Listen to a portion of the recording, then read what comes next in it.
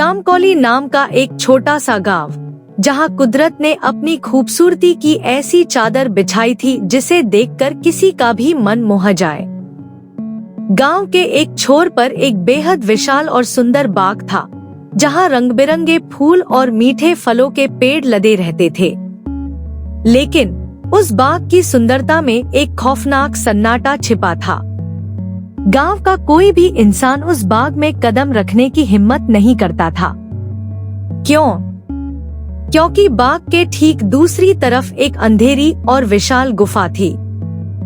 लोगों का कहना था कि उस गुफा के अंदर से आधी रात को किसी के रोने और पुकारने की आवाजें आती हैं। गांव वालों का मानना था कि वहां एक खूंखार जिन रहता है। गांव में धनु नाम का एक व्यापारी रहता था, जिसकी 2 बेटियां थीं, रीमा और सीमा। दोनों को फूलों का बहुत शौक था। एक सुबह जब धनु शहर के लिए निकला, तो उसने अपनी बेटियों को सख्त चेतावनी दी, खबरदार, उस बाग की तरफ मत जाना, रांझा भी वहीं मारा गया है। लेकिन पिता के जाते ही चंचल सीमा और बहादुर रीमा ने सोचा कि क्यों न बस एक बार जाकर उस सुंदर बाग के फूलों को देखा जाए। जैसे ही वे बाग के करीब पहुंची, उन्हें रास्ते में 2 चोर मिले जो खजाने के लालच में गुफा की ओर बढ़ रहे थे। तभी अचानक झाड़ियों के पीछे से एक बेहद डरावनी और अजीब दिखने वाली बुढ़िया प्रकट हुई। उसके हाथ में फलों की एक टोकरी थी। बुढ़िया ने अपनी फटी हुई आवाज में चोरों को धमकाया, चले जाओ यहाँ से, अंदर जिन रहता है, वो तुम्हें खा जाएगा। डरे हुए चोर दुम दबाकर भाग निकले। सीमा भी कांपने लगी, लेकिन रीमा को बुढ़िया की नजरों में कुछ अजीब लगा। बुढ़िया ने लड़कियों से भी कहा, यहाँ से जल्दी चली जाओ, ये बाग मेरा है और यहाँ मौत का साया है।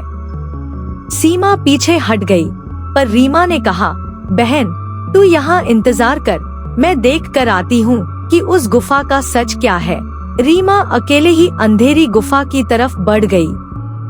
गुफा के अंदर कदम रखते ही ठंडी हवा के झोंके आए। तभी एक भारी और थकी हुई आवाज गूंजी, मुझे बचाओ, मुझे यहाँ से बाहर निकालो। रीमा के सामने एक विशाल परछाई उभरी। रीमा ने हिम्मत जुटाकर पूछा, क्या तुम जिन हो?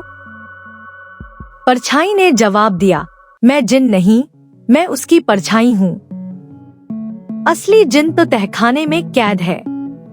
तुम बहुत बहादुर हो जो यहाँ आई, क्या तुम उसे आजाद करोगी? जिन ने अपनी दास्तान सुनाई। बरसों पहले वह बुढ़िया इस बाग से फल चुराकर खाती थी। एक दिन उसे एक जादुई चमकदार फल मिला। मैं उस फल को तभी छू सकता था जब कोई इंसान उसे तोड़ ले। बुढ़िया ने वो फल तोड़ा और मुझसे 2 वरदान मांगे। पहला कि यह पूरा बाग उसका हो जाए, और दूसरा कि मैं इस गुफा में हमेशा के लिए कैद हो जाऊं ताकि कोई गांव वाला यहाँ न आ सके। उस लालची बुढ़िया ने ही रांझा को मारा ताकि उसका ये राज कभी बाहर न आए और सब मुझे ही कातिल समझें।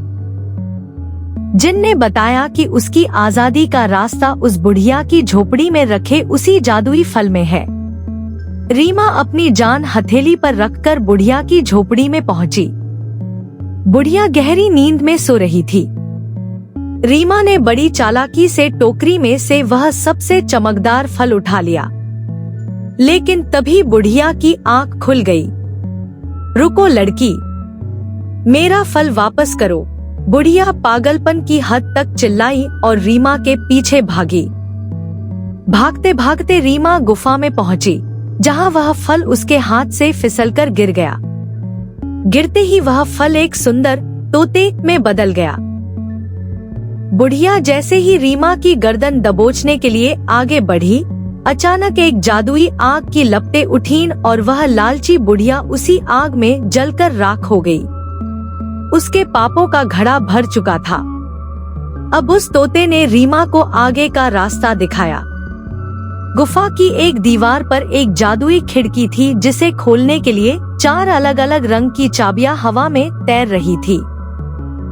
जिन की परछाई ने कहा, सावधान रीमा, अगर गलत चाबी चुनी तो जिन कभी आजाद नहीं होगा।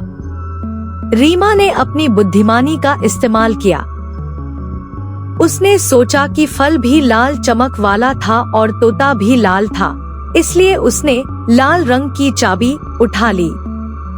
जैसे ही चाबी खिड़की में लगी, पूरी गुफा दिव्य रोशनी से भर गई। वह तोता खिड़की से बाहर उड़ गया और बाहर जाते ही वह वापस अपने विशाल जिन के रूप में बदल गया। जिन ने झुककर रीमा का शुक्रिया अदा किया और कहा, मांगो लड़की, तुम क्या चाहती हो? रीमा ने निस्वार्थ भाव से कहा, मैं चाहती हूँ कि यह बाग हमेशा ऐसे ही फूलों से महकता रहे और मेरे गांव के लोग यहाँ बिना किसी डर के आ सकें। जिन ने वादा पूरा किया और अपनी दुनिया में चला गया। रीमा जब गुफा से बाहर आई तो गांव वाले, उसके पिता और बहन उसे देखकर हैरान रह गए। रीमा ने सबको सच बताया। अब बाग से डरावनी आवाजें आना बंद हो गई थी। रांझा की मौत का इंसाफ हो चुका था और चामकौली गांव के लोगों को एक नई और निडर हीरोइन मिल गई थी, रीमा। दोस्तों, इस कहानी को अंत तक देखने के लिए आपका दिल से धन्यवाद। अगर आपके पास भी कोई रोचक या प्रेरणादायक कहानी है तो हमें जरूर भेजें, हम उसे दुनिया तक पहुंचाने का प्रयास करेंगे।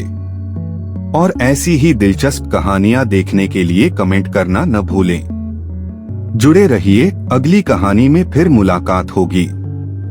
धन्यवाद।